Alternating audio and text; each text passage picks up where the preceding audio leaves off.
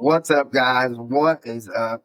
Welcome back to another episode of Deck Talk Podcast. And sorry for getting to you a little late. We have had some technical issues, and the technical issues was there was over 1,200 people that had no power around me. So we just got power back not too long ago, and but we had change of plans, and I'm glad that I've got friends that are willing to help out with the podcast, and that's that all I have to do is just make a phone call, and we're gonna sit and talk some fishing. And but with that being said, guys, hold on, I'm trying to.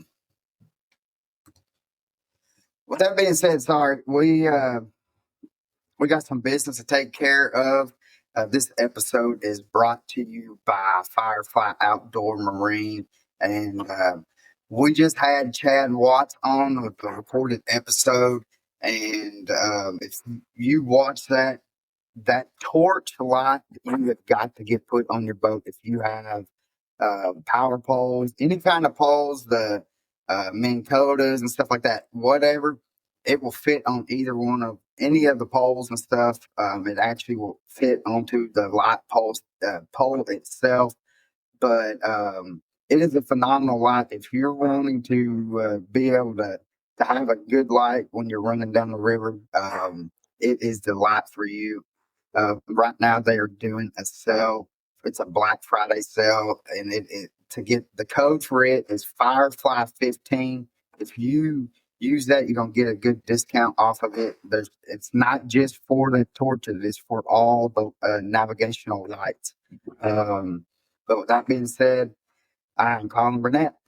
Well, I'm Pappy J, and it's good to be back and seeing y'all again. I hope everybody had some good holidays. Ate plenty of turkey and ham. Hey, we're just gonna dive right straight into it, baby. This is our vow for the evening. Sergeant Burnett Steve, he was with the 75 Charlie Personnel Management. He specialized in the second Armor Division at Fort Hood, Texas, and with the headquarters. He was in Germany from 72 to 75. Thank you, Mr. Steve, for your service and your dedication to this country. Without you, we couldn't be doing what we're doing. And we just want to thank you for all the men and women out there, what they're doing, keeping us safe, keeping our borders safe, keeping the country safe. Because I tell you guys, if it wasn't for them men and women, we wouldn't be able to get out there and float on the water and wiggle a worm and throw a spinner bait or shoot a deer or whatever it is. So we just want to thank y'all for what y'all do. What y'all do for us. And that, again, you hit the nail on the head, Pappy. But do you want to talk real quick, kind of go over what we got for our vets? Yeah, I would love to. You got something handy? I left mine in my bag, and my bag is in the kitchen in there. Yeah. So we have got some challenge coins that we will be sending out. One of them is for our veterans. That's got the is that the one that's got the prayer? Yeah. Prayer on the back. Yeah, and that's going to be going out to all the veterans, and then our active duty coin is for the ones that are still serving. You guys will be getting this coin here. Awesome coins, guys. I mean, hey, this is just showing a little bit of appreciation for what y'all done, what y'all sacrificed. We will be sending these out to you guys, so we'll reach out to the ones that we have currently already done. So if you have passed along any kind of information on our soldiers and our vets, just include send us an email so that we can reach out, or include the phone number and an address. That way we can mail them out, or if you would rather it come to you, if the loved one has passed on, But either way, the challenge coins will be coming out. It'd be something that'd be great. Something that is good just to display it, either however you want to. So, something will stay on. And can you tell us, for people that want to have their, to have somebody recognized, will you tell them how they can send the stuff to us? Absolutely. So you get on here and you can send us the soldiers' information to Josh Vaughn at decktalkpodcast.com. What we would like is his rank, his or her rank name, last, first, last, doesn't really matter. When they join, the date of service, where they served at, what unit they was attached to, and they served there for overseas. What theater, whether it be Korea, Vietnam, Afghanistan, Iraq, whatever, let's push these guys out. Now, if they're active duty, we don't really want a whole lot of information. Basically, name, rank, date of service, and maybe their unit that they're attached to. You can put all that. We'll go from there, but we don't want to put a whole lot of information on our current soldiers that are currently in service, just for security reasons. Right. Yeah. So, let me say this too: the two soldiers that just lost their life over in Washington D.C. On part of Deck Talk Podcast, All Hearts and prayers go out for those families and the soldiers. It's sad, man. It's sad that our soldiers can't even be in the streets, protecting, or just protecting others without somebody coming along and ending theirs. Yeah. So yeah. So, thoughts and prayers out to the family, and thoughts and prayers out to the people that served with those guys, because they're going through just as much emotional distress as what a family member would do, because that is a brother. All right. And so thoughts and prayers out. But with that being said, we have had this cat on the podcast, I think, 2 other times? I think we've only done it once. Has it only been once? I know we've done one at Jackson. We've done one at my house. Yeah, out of the boat. Yeah. That's right. And so it's been twice. This is his 3rd time coming on to the podcast. And if you are a local fisherman around the Chattanooga area, I'm sure you recognize this cat. He's a good friend of ours and of the podcast. He supports us, and it's been an honor to be able to be friends with him for, I can't tell you how long I've known old Ryan, but guys, we got Ryan Godsey, that local hammer, and I'm trying to just boost him up and trying to. That's kind of a little. I think the hammer part went off a few years ago when I started working full-time and fishing full-time. Welcome to adulthood. Welcome to being an adult. Once I get after high school and get out of high school fishing, it kind of went, choo. Yeah. So, speaking of high school, I want to talk to you about, in high school, though, you had sponsors and stuff, right? In high school, I had sponsors. I had everything. I had the school sponsors as well.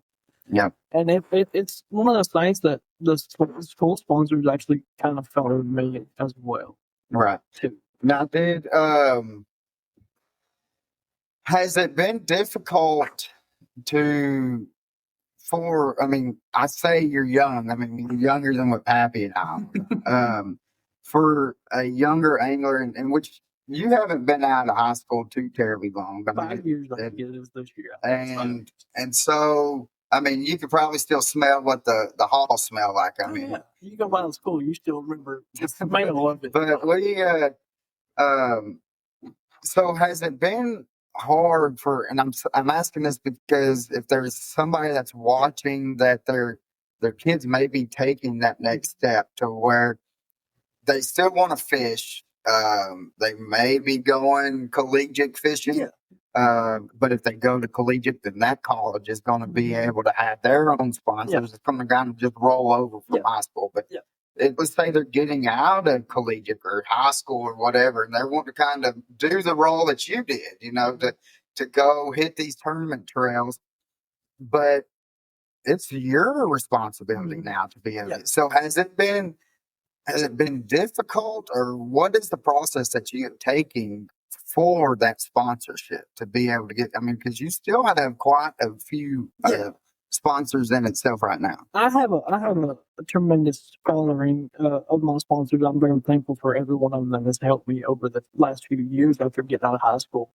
But it's been very difficult, because there's some people that don't know who you are and they don't want to take a chance on you, and there's some that will be like, okay, let's take a chance on you 1 year. Yeah, and it's been very difficult, but there's always times where you just got to push through it and keep adding on to it. What I mean? Now, because even with because we understand the sponsorship wise with the podcast and stuff like that. And I mean, that's a full-time job in itself with keeping up with the sponsorship. I mean, because when you how many people have you been like, hey, I'll put your company name on my jersey, I'll put it on my boat, and but just give me free product. I mean, how many people are just gonna be like, yeah, let's do that, I'm going. I mean, for the most part, they're like, nah, you're gonna have to. I mean, you got to prove yourself, right? And so, and that's where I kind of want to focus. This question is because a lot of these kids that I've seen and that we've talked to, they think that if they get it, they're getting all this product. You get product. I'm not saying that you don't get product. And I mean, because if you look at the wall that's behind me, right? I mean, a lot of that product is from. I mean, you can see where it's bruiser baits that I have gotten, and a lot of it I have gotten from, using people's discount codes like you have, and what we have to be able to purchase. If I've seen that you are actually playing with the Thunder Rocket spinnerbait, and but where I learned about the Thunder Rocket was Ryan, and so it's one of them things, that I mean, it's a working process. You have always, I mean, I see your social media, the things that you've done, and the videos that you do. I mean, people think, well, here's Ryan again, or here's Colin or Pappy doing something, trying to plug somebody, plug up. But I mean, it's a job. People are giving you money, even if it's just product or if it's cash and stuff. It's a job. It's not something, and that's where I want to go with these kids. I want these kids to realize, you have to work for it. The company, it's not that they don't care about Brian or Pappy or myself. They that you're going to work hard to represent them, and once they see that, that's when that's going to change from product to. Yeah, and so, and that's I wanted somebody else, because we could say that till we're blue in the face, and we're just two old guys. And so, but no, you're old. You're the oldest one in this bunch. Easy, man. Easy. What's up? We got the traveling fisherman on. What is up, brother? So I hope that eye appointment went well for you, bro. So but with that being said, I mean, I want people to these kids and the parents and stuff, because again, I mean, and I'm sure you've had it too, to where they come up to me like, oh, how do I get sponsorship? And nowadays, I mean, with this past year has probably been the hardest, and I don't know if it's been on you. I think it's been for every angler, to get sponsorship, because of the tariffs. Yeah. Because they're afraid because they don't know what it's going to cost them to go, because 80%, maybe higher than that, 80% of the companies have something that's being sourced from out of the country, from somewhere else. and so they're getting affected. And so I've seen it down to from rods, reels. The baits itself, and so it's been hard. And we talked to people that's big in the industry, and they're like, this year and next year is probably going to be the toughest years to be able, until it kind of smooths itself out. And it may just be the next year, but it's not saying you can't go get sponsors, but you have to work for it. You got to work your tail off and prove to them that you're going to do your job and post and show their stuff and everything like that. Right. So, but with that being said, let's talk let's get off the sponsorship. Let's talk about the we got probably two of the best bass fishing leagues in the country right now. We do. And I'm glad that Chickamauga's kind of dropped on the national ranking a little bit. It's not that, because we have seen a little bit of people not coming to Chickamauga, but we got 3 lakes right in our backyard that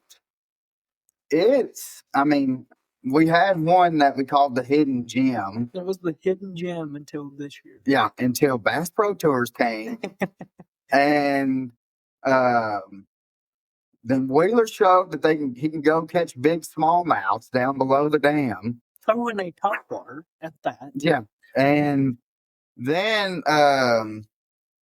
Jake Lawrence on the very bottom. And so they have both ends of the spectrums of where it's good on both ends of the lake. The craziest part is Jake Lawrence stumbled across one of the best spots on the lake. And it's the craziest thing because his was top water too. His was a buzzbait, Buckeye buzzbait with a rivet frog on it. Something that I've done for years, and I had to hide it because it was one of those baits that. But when it came out on TV, I was like, you can't hide this now. But it was funny going to Jake, and me and Jake were fishing Toyotas against each other. And he was like, I just gave him that look, and he said, did I find it? I said, dude, you found one of the best areas on the lake. And he just laughed. I said, you can go in there anytime and catch a big one. Yeah. And he goes, I did. Well, the opportunity is, and that whole area right there where he did that at. Yeah. Well, but to come to Chattanooga and do what he did against by far the best angler in the world in his backyard. And because people think, well, Wheeler lives on Chickamauga. I've seen Wheeler just as much as I've seen him on Chickamauga. I've seen him more on Chickamauga, but I have seen him quite a bit of time on Nickajack. Oh, yeah. And so I haven't seen him. Well, I guess I haven't seen him in a while because he got that incognito boat. And it's crazy to say that. Like his other boat, his camera boat, I see it all the time. And it's funny because he'll see me go by and he'll throw his hand up and we'll just wave at each other because we know, like, I don't want to bring no attention to him because I know he's out there just having a good time. Mm. He's either filming a video or he's having a good time fishing with his kids. I don't want to ruin him. Yeah. And even though we're good friends, we're still going to wave at each other and just go fishing on our own day. Yeah. So, but have you got any questions about any kind of Nickajack, Chickamauga? And well, I was going to say, Nickajack has really caught fire within the past few years, I guess. Well, I know when I fished Nickajack, back in the day, it was not as good as it is now. And it was the same way with Chickamauga, though. If you caught a 3-pounder on Chickamauga, that was a toad. Now it's nothing like that anymore. It's crazy. from fishing back then to fishing now, it's good to see that transition. Because now we know. Because if you wanted to go catch some decent fish, you had to go to Gunnersville. That's where all the good fish were at. We had to travel to Gunnersville to catch a 5-pounder or an 8-pounder or something like that. But then when they started bringing these Florida streams in and really pumping them in, then that's when it was It changed when they started stocking Nickajack with the Florida stream. Yeah. And it wasn't just they stocked them. Every year we'd have the floodgates open, and there's thousands of fish that go through a lock a day or through a spillway. And I get for a few years before they started stocking, you started seeing the big ones, the giant ones coming in. But you only see. But they're thriving on that south end, though. You're seeing the 10-pounders on that very low end that are hydrilla fish, that are gillgrass fish, staying down there that are feeding all day, every day, becoming the 10-pounders they are. Yeah, and because it was not too many years ago that you would not even hear that a 10-pounder was caught on Nickajack. If you heard that a 6 to 7-pounder was caught on Nickajack, you were stoked for the person because that's a monster fish. That's a fish of a lifetime. Yeah, that's what I was saying. Nickajack's come a long way. It's came a long way from when I was young, when I was Ryan's age to today, it's came a long ways. Well, and I think though. Yeah. And what do you think with Nickajack? Like, the only thing that I've really seen, because the north end, you got Chickamauga, south end, you got Gunnersville. Again, 2 of the top tier lakes, Gunnersville probably being the best bass fishing lake in the United States. And then you got Chickamauga, which is, I think the last time I checked was like 13th or something like that. Yeah, they jumped out of the top 10. Yeah. But we've got buddies that's out there on Chickamauga every day, and you're not seeing as many posts as what you was or hearing the talk. Well, we used to hear at least once, twice a week that somebody caught a 9+ on Chickamauga. Now you don't really hear it. But Chickamauga's been hit hard for the past 8-10 years. I'd say 10 years. And I think Chickamauga's been hit the hardest of any other lake in the world. Yeah. Well, I can tell you when it really started getting hammered was when Bassmasters came into Dayton. When that happened, you're right. When it really started bringing everybody in. So, do y'all remember during Bass Fest that they dropped? I think it was like the top, the guys who didn't make day 3, they dropped them down to Nickajack. Nobody's ever seen that place. None of them guys have ever been there, and it was so funny because it was so different from then to now. Like, people can go back and watch that Bass Fest. You'll see what I'm going to talk about here. There was only one 10-pounder caught that, and Skylar Hamilton caught that below the dam, doing something that a lot of us don't do, but a lot of us do. The guys who know what to do down there do it. But Skylar caught a 10-pounder down there, and was the biggest fish caught in the tournament, even on from Chickamauga. Yeah. But, when that Bass Fest, if I remember correctly, if I'm thinking of the same tournament, for like 4 or 5 years after that Bass Fest, you had MLF coming, Bass Pro, or it wasn't MLF at that time, it was FLW. Was coming. And then you had Bassmasters coming, which they had, I don't think the Opens fished there that often. Opens only come to Chickamauga. Every blue moon. Right. But I think they did, they had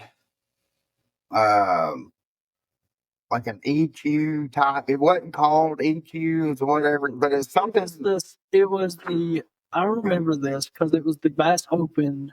It was the Bass Opens, but it was when you could qualify through 4. Right. And a buddy of ours here from East Street actually won that. Yeah. I remember that vividly because he was laughing to me. He goes, I didn't think this would happen. You know what I mean? But I mean, from like that Bass Fest, like people were used to, I mean, when they were coming in to where I think for you to cash out or just get a check, you was having to hit like 27, 28 pounds a day. Yeah. And I mean, that's massive wherever you go. And then I think, what was it? When Lee Livesey won on Chickamauga In the fall. and I think he averaged 31, not quite 32 pounds a day. And I mean, and he smoked them. And the next year they come back, and Jason Christie went up to Hawaii on the spinning boat. Yep. And so, and it's been like it's tried and true. Chickamauga is tried and true. But how many, if you go to the boat ramp, any boat ramp, public boat ramp, and there's 10 trucks in the parking lot, how many of them is out of state? I'd say 7. Yeah. 7. There's not really, I mean, if you go to Chester Frost or Harrison Bay, you're going to see, or even in Dayton, you're going to see those 8 to 10 boats from out of town. Yeah, and I mean, but it's crazy how. All right, brother. We'll see you later. That was Travis Fisherman said he got to run. But since they dropped it down, I mean, we're still having tournaments to where on a weekend that you're having 200 to 300 boats on. Yeah. I mean, and that's all year round for Chickamauga. Yes. But again, you've got Gunnersville South does, and I think the best thing that they done was put them Florida strands on that south end. Yeah. And because the Florida strand in Gunnersville, that grass is very similar to Gunnersville, and they are able to. I mean, just like what you're saying, they're just tucking up in that grass. They're able to, and they are. I mean, they're just getting fat. But they're not. And the crazy part is, like, you'll see the bait down there right now is so small. It's just like everywhere you go. But these fish are not eating small baits. Yeah, they're eating hand-sized brim. They're eating, the big fish are eating big stuff, and that's where they grow. So when you're looking, let's just say, for instance, Nickajack, since we're talking Nickajack, you're fishing the south end. What are you looking for to be able to, and I know, I mean, and Nickajack may not, because I know you fish Nickajack and you know, I'm going here, I'm going there, whatever. But what are you looking for when you get to these spots that you're wanting to go to be able to be like, all right, yeah, they're going to have, this is what I'm looking for. What are you looking for to be able to be like, all right, this is, I know I'm going to catch a fish here if this situation is out. Right. I think the one thing that I look at the most is the current. Yeah. That's the main key. It's going to tell me if they're on the flats. It's going to tell me if they're in the grass. It's going to tell me if they're up on the bank. It's going to tell me how far they are relatively anywhere. Yeah.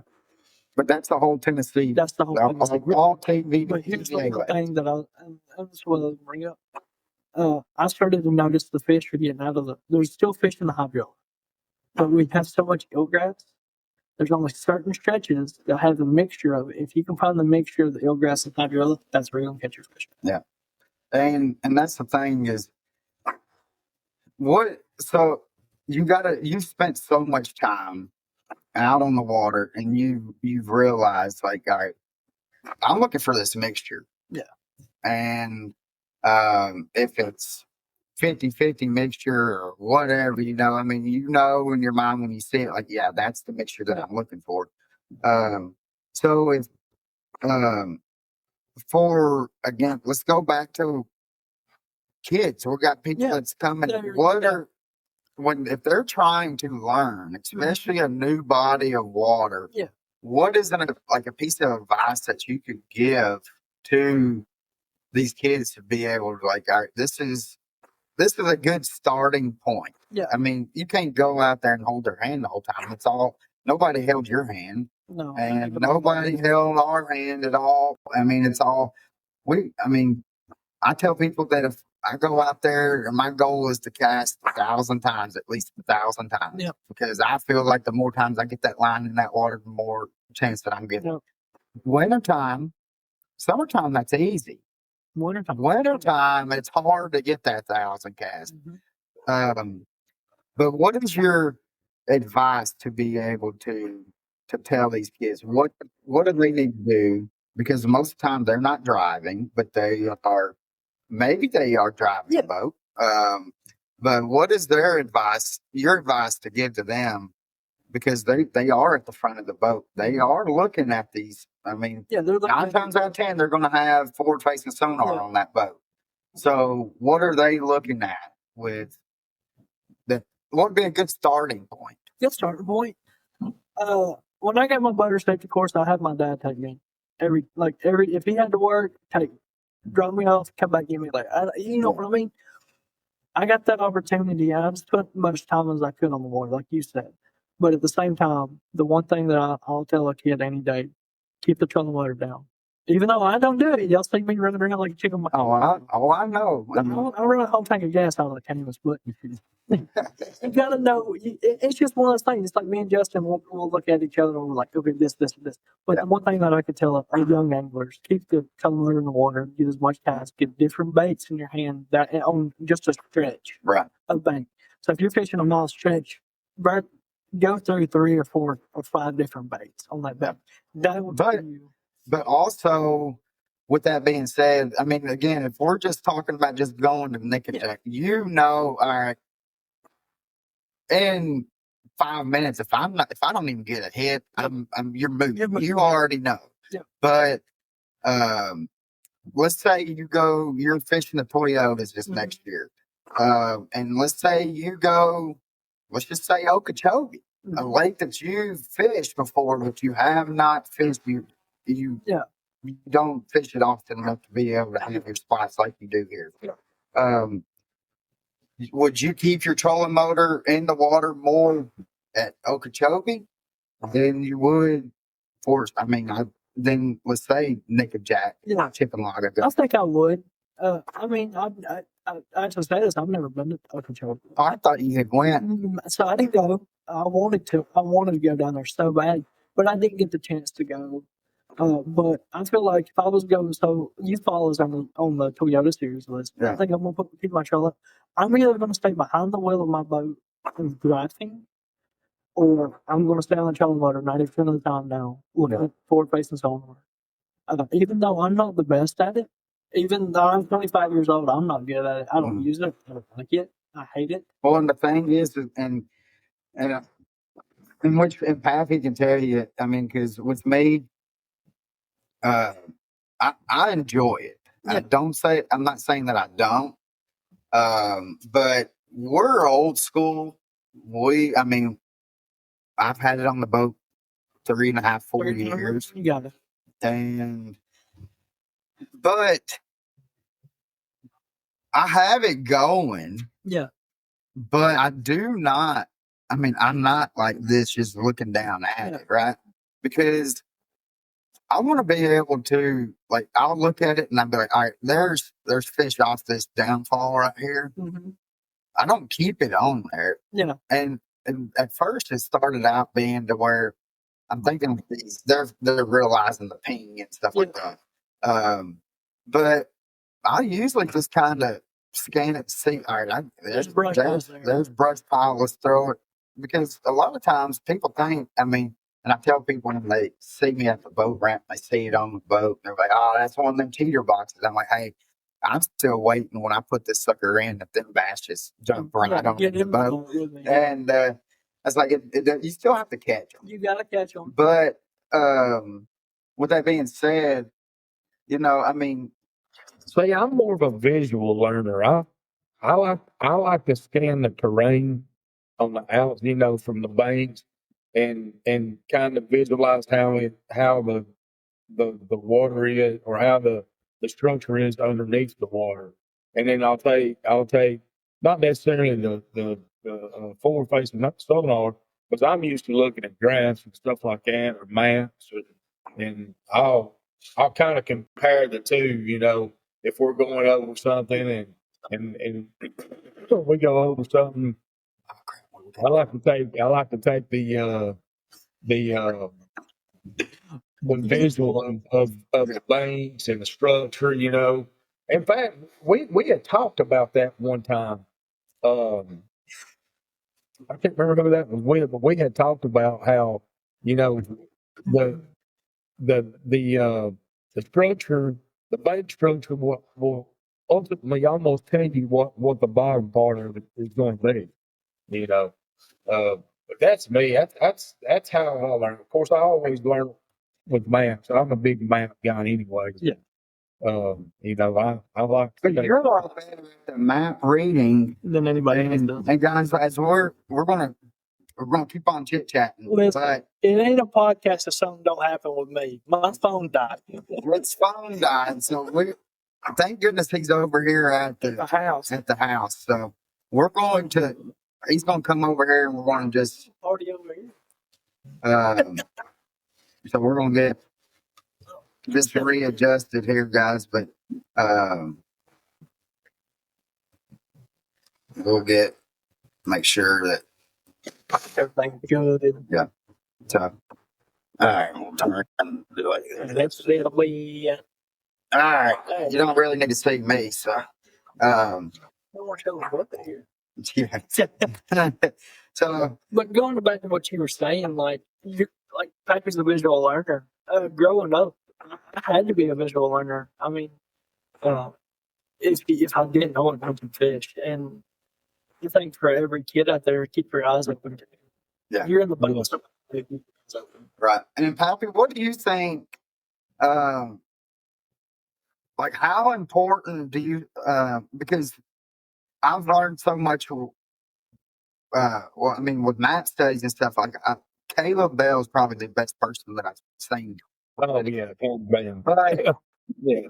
but I've learned so much with because Josh or Pappy and we ride together at work. I don't know if you know that or not, but and he's a huge hunter, and so he's taught me so much about maps and just looking at the lay of the land and stuff about how deer move and stuff.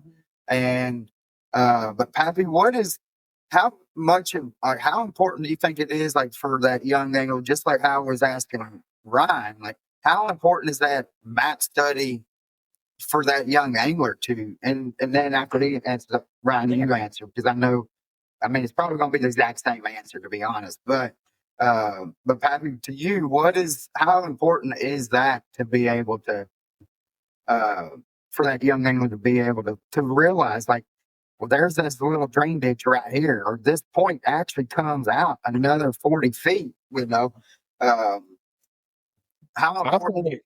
I think here's what I think. I think every young angler should start out with a map, right? They should start out with a map. They should study the map of whatever body of water, and when you take that map, because say that those topo maps, those old topo maps, it's going to show you all kinds of stuff. And I had an old one from like way back in the day, but nothing's changed underneath the water. I mean, you have a railroad crossing, or whatever, or you have a road bed. You can have a hard bottom. It could be a soft bottom. It could be a ditch. It could be a pond. I mean, a depression. You can tell me if a young angler will take and read and study and learn from an old topo map of whatever body, and then take that same application to a graph and combine the two, he would be amazed at what he's already learned just because of what he's learned from the topo map. And also, if he'll take that topo and he'll actually take it out on the water, because this is what I used to do. I would take it out on the water, and if I seen a depression or a channel or a ditch or something, I would actually look at the lay of the land that where it's either funneling in at or whatever. Why is it doing this? Why, when, where, and how? What's causing this? What caused it? And there's stuff like that. But I think if they start with just a topo map, an old topo map, and then go from there, I mean, it being made comes. I mean, yeah, it's great. Technology's great. Not we have come a long ways with technology, and I think it's one of the greatest things that we can. It's a very very good tool to have. But you gotta think though, how did we get here? From the old ways. The old ways are still good. And no matter what, and you learn more from the old ways. But everything's done for us now. So I think if you look at, you go back with the old style and mix in with the new style, you're gonna be fine. You'll be just fine. That's me. And one thing that before Ryan gives that his answer, that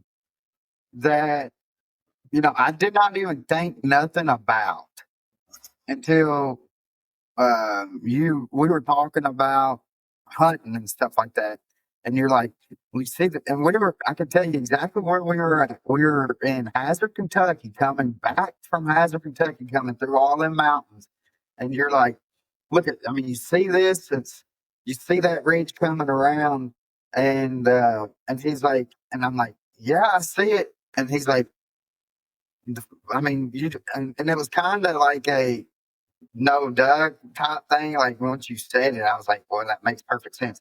You're like, if that is just exactly what it looks like underneath the water, what it's coming down, you get, I mean, you're given a big picture is exactly what you said.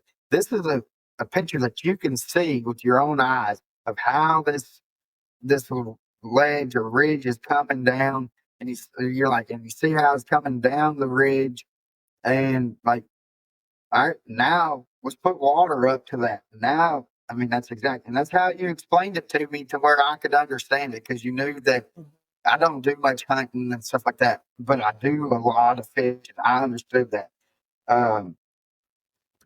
And where I'm going with that is, I mean, it translates to hunting, anything outdoors. I mean, hunting, fishing, hiking, whatever, it all translates. Well, you could. That's like, okay. Let's just say you want to go fish a bluff. All right, you coming off a bluff. Well, that bluff ain't gonna stop at the water's edge. That bluff is going down.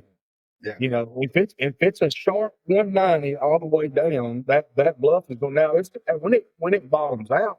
Yeah, it may fade in a little bit, or it may just be a hard angle or something like that. But from the top of that bluff down to the bottom of that bluff, it's a bluff, and it's the same way with you take a mountainside with a saddle in the middle of it with it could be a washout or whatever.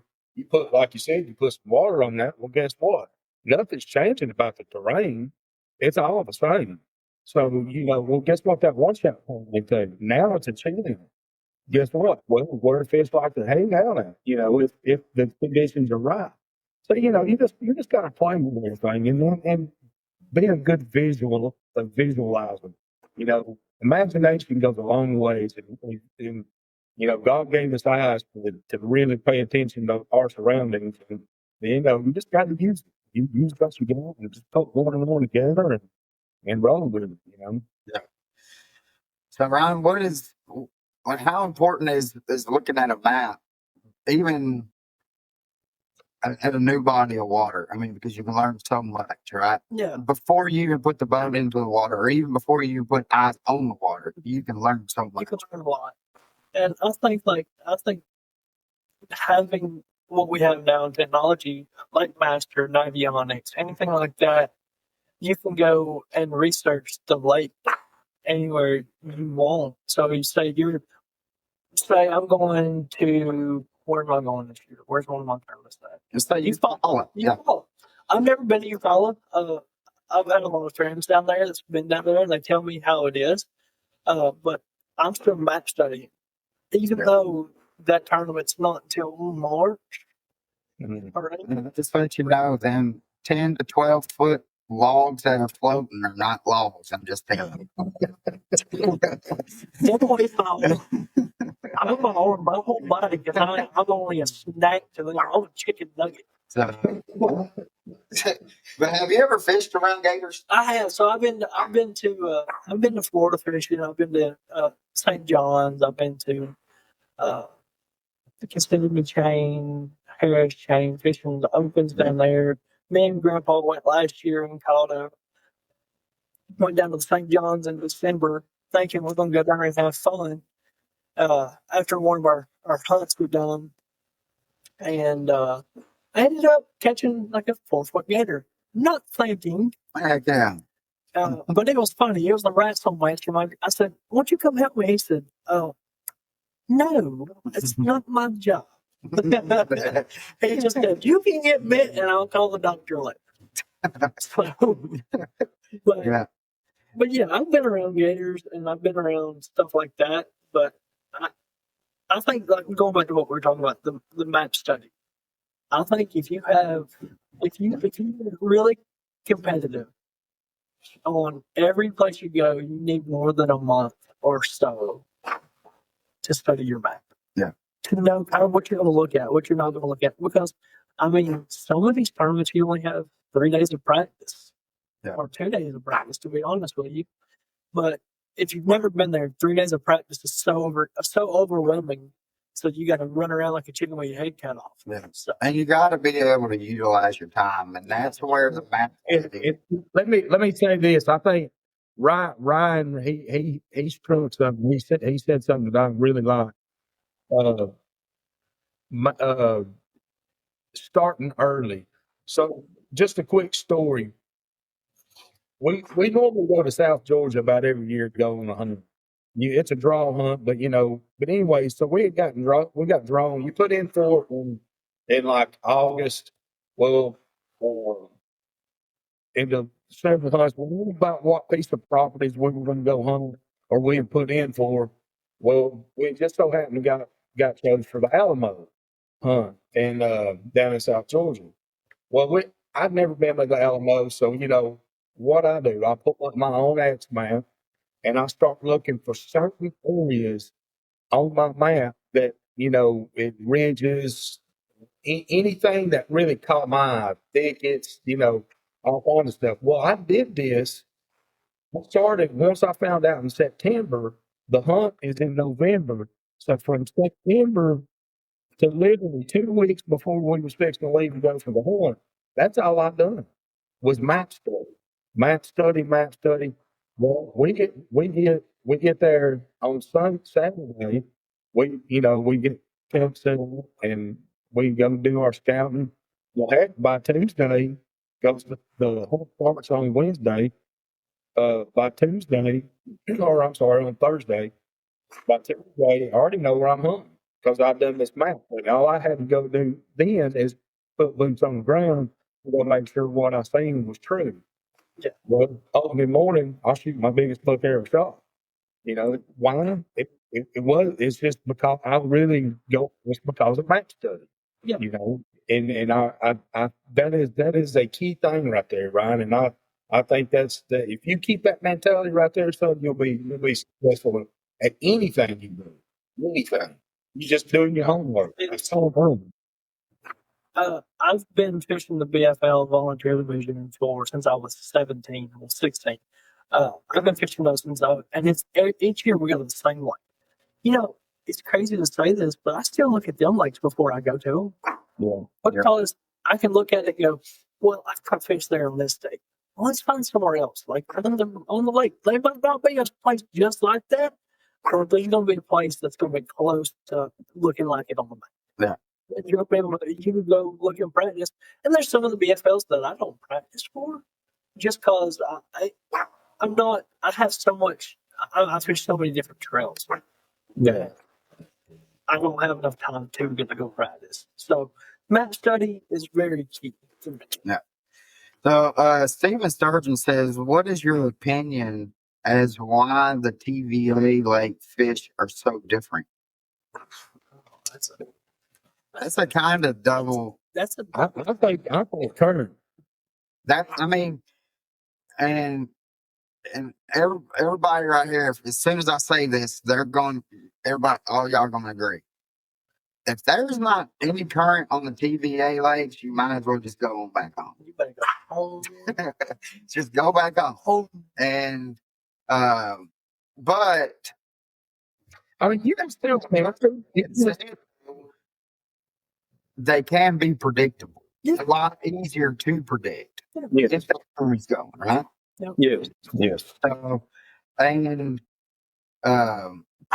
I mean, because that current's going to push that bait, it's going to push the bait around to where it's going to put them into certain areas. And if you're on that body of water a lot, you're going to know them certain areas to where you're going to have that advantage. But, well, what's the caveat to that? You know, if they're not pulling water or if there's no kind of currents, then what do you do? Well, what we did is we go find any kind of springs or creeks, anything that is a natural flow of water.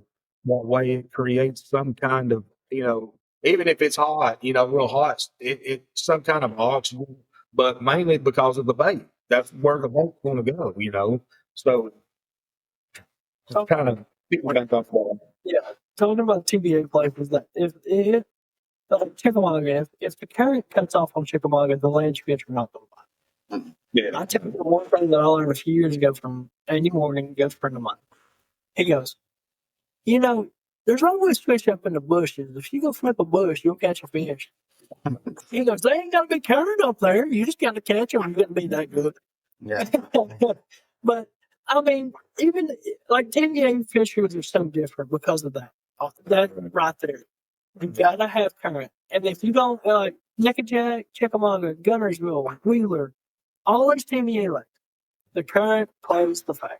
Yeah. But They're bougie fish. That's the home. you're right. They're bougie fish.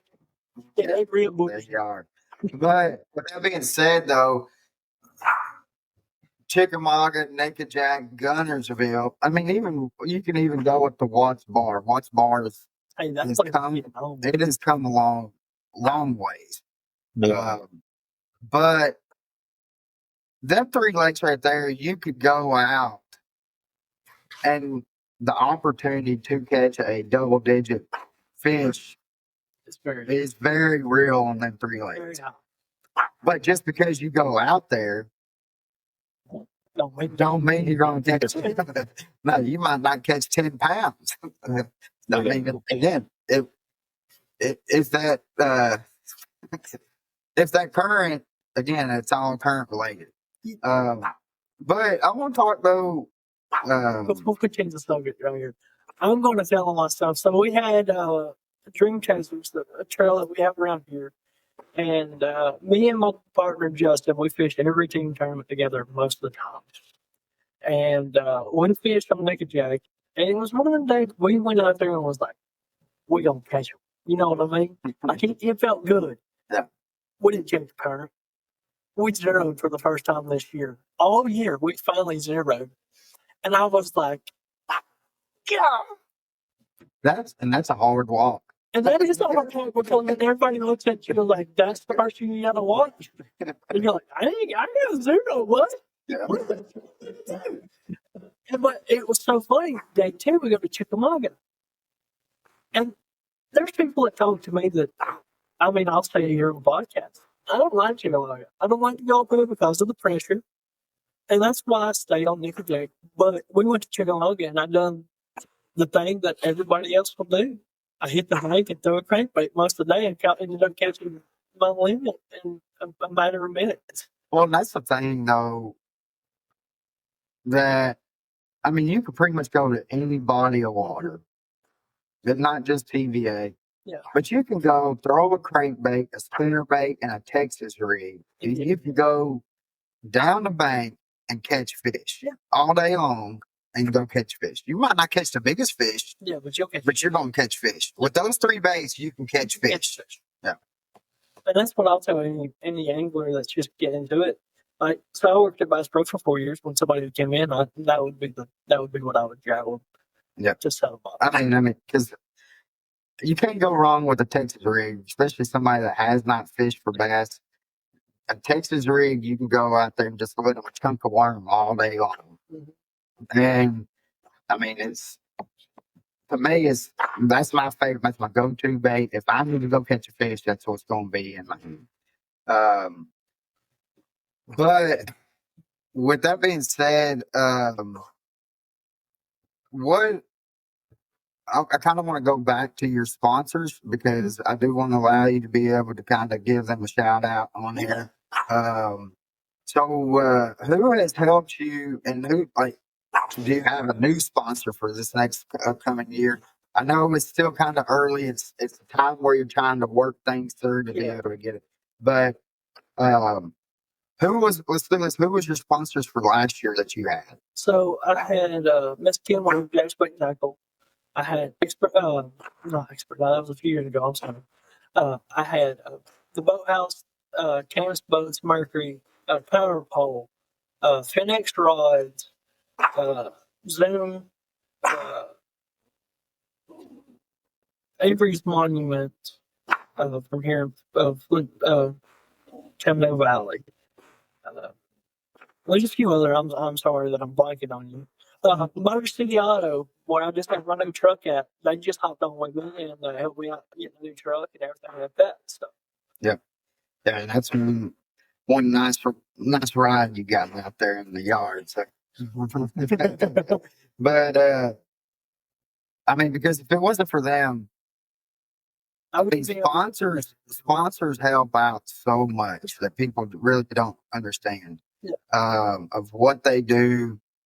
I mean, again, even if it's just a bait company or something like that, you're getting bait from them, or even a discounted rate or something like that. I mean, every little thing, because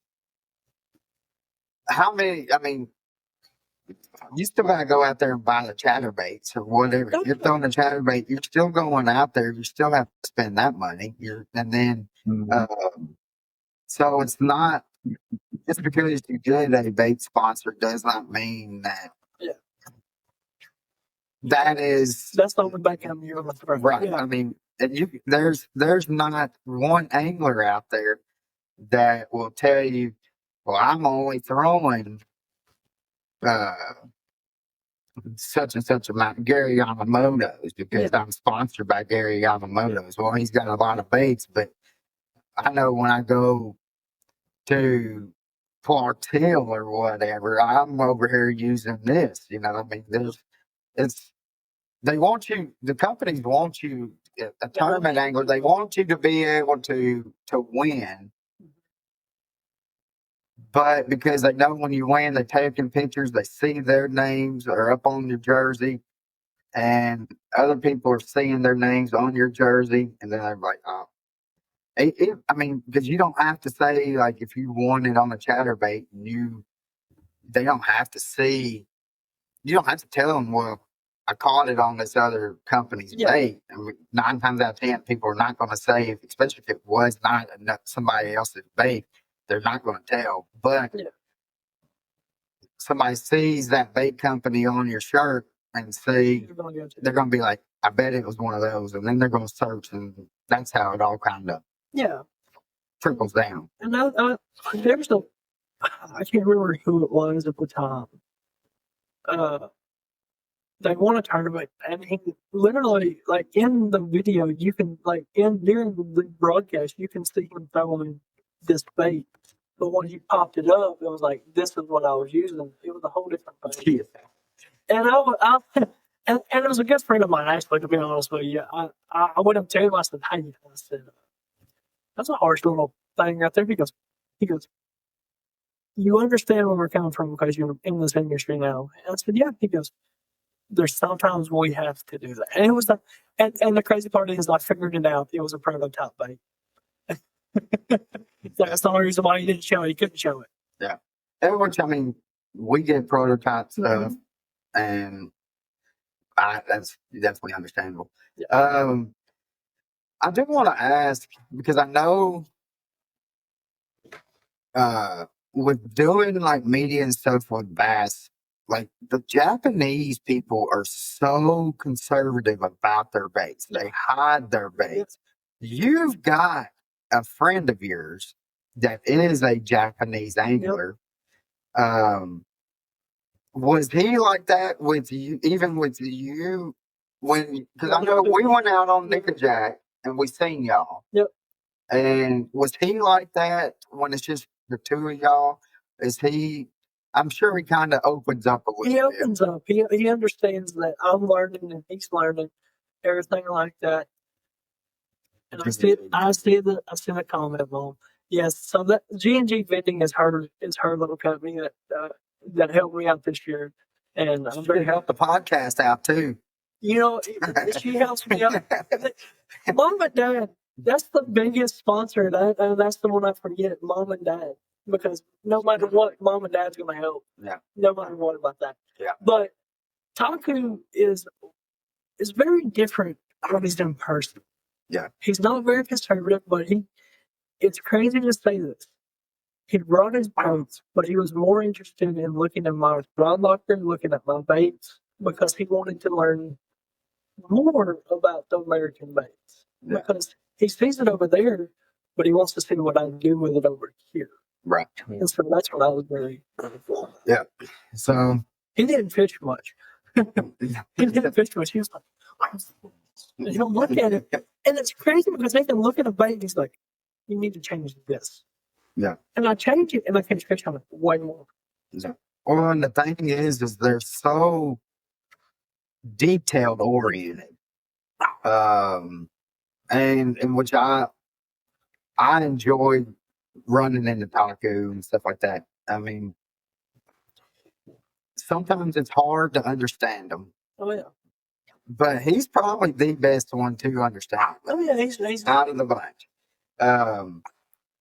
But the deliverance of what they do, I mean, talking about map studies, going from Japan to United States and coming through the rankings as quick as what they do is phenomenal to me. Yeah.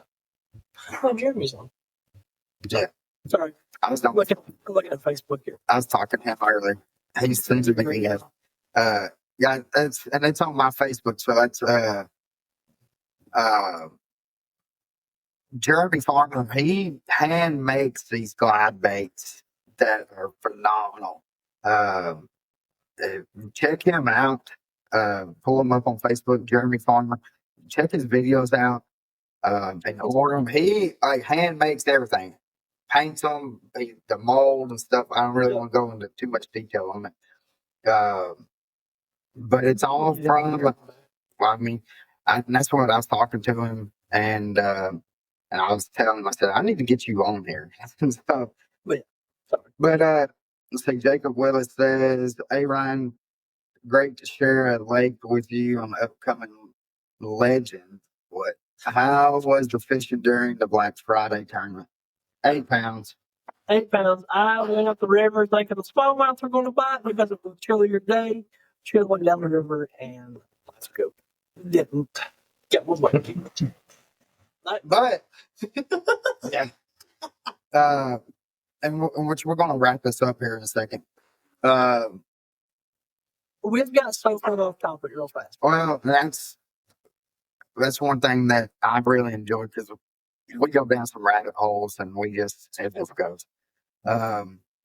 But for the people that don't know, like you could go to Nickajack. One end you can go and smash some largemouth. The other end you can go and catch a bunch of spots and smallmouth. And I mean they're decent size on either end of the spectrum. The middle is kind of You get a big largemouth out of from under a dock. Yeah, I've done that multiple times. But so with that being said, Pappy, you got any other questions? No, that's about it. No,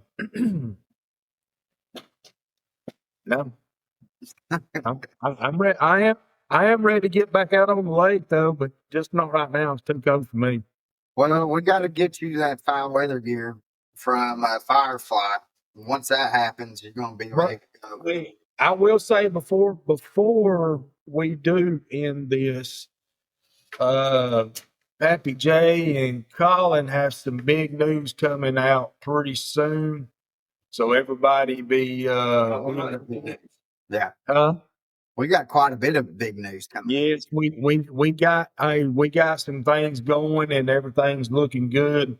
I mean, we're both stoked, pumped, and excited all in one jar. So we'll be coming out with some news, some phenomenal news, matter of fact, pretty soon.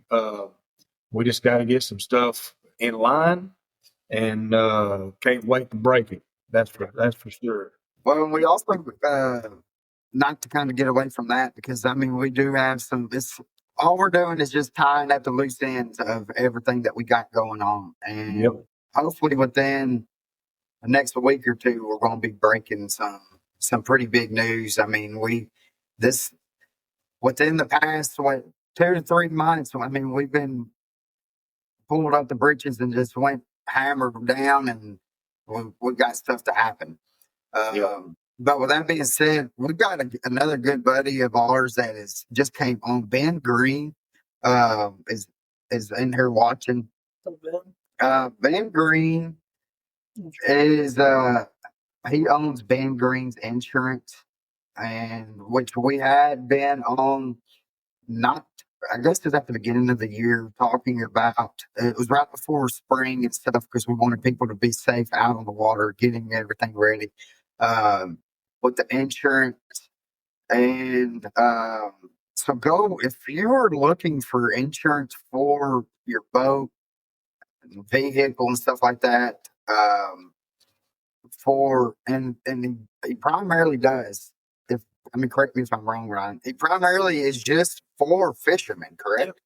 And so look him up on Facebook, just Ben Green Insurance, and a heck of a guy. I mean, I've known people that has used him for years, and I mean, even from when he lived in California, he lives now in the Chattanooga area, for say, but and that they've had issues with they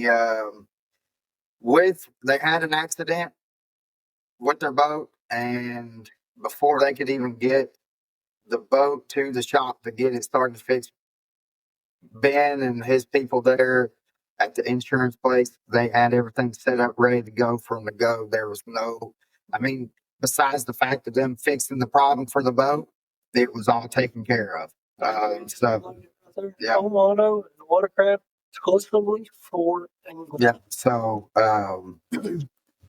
so with that being said, there you go, guys.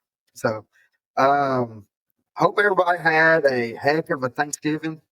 I know we sure did. We had family over. I ate probably way too much and regretted it the next day. And but Pappy, you want to ask the last question that Ryan has already answered twice? Well, I'll tell you what. Let's let you do the honest thing. Things right there in your lap. Yeah. Honestly, I got close enough to him. It's funny, you know. It's a great podcast when your own phone dies. That's the message. So let's see. He says 23 states.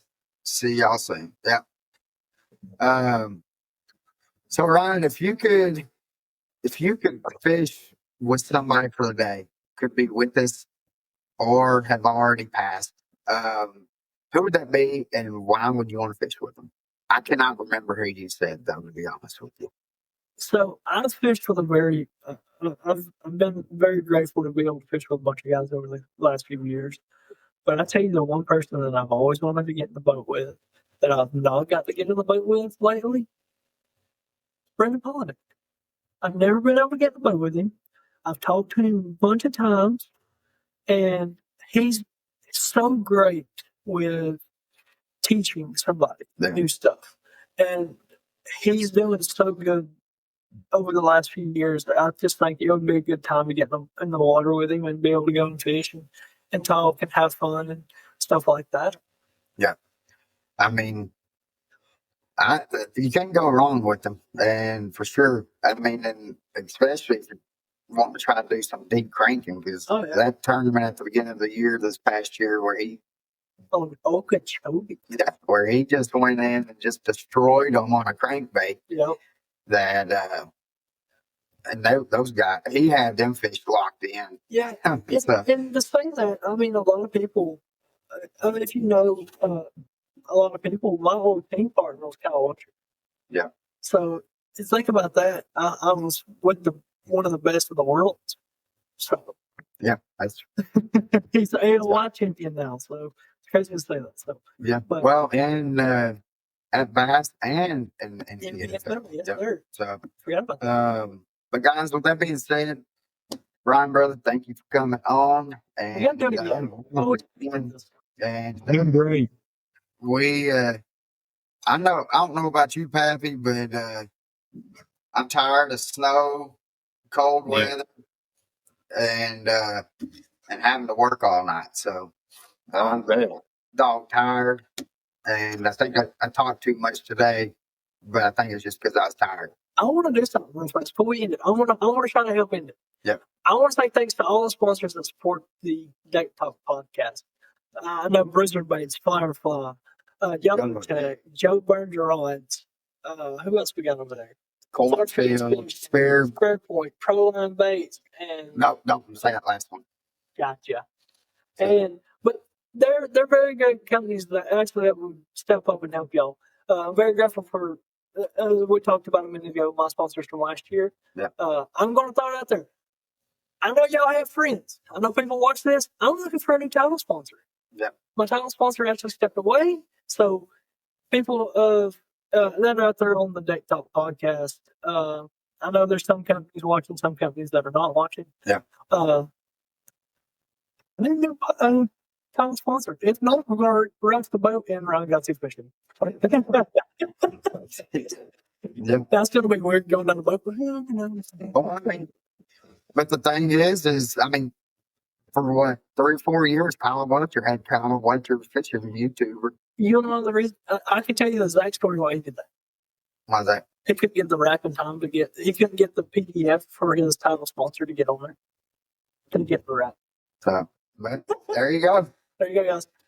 So, thank y'all for letting me join. Yep. We're going to get off here. Again, hope y'all have a blessed day. And so remember, G&G Vending is also a sponsor of Ryan, even though he forgets his own mom and daddy. Oh, mama. But we'll holler at y'all later. Hope y'all have a blessed one. See you guys. See y'all.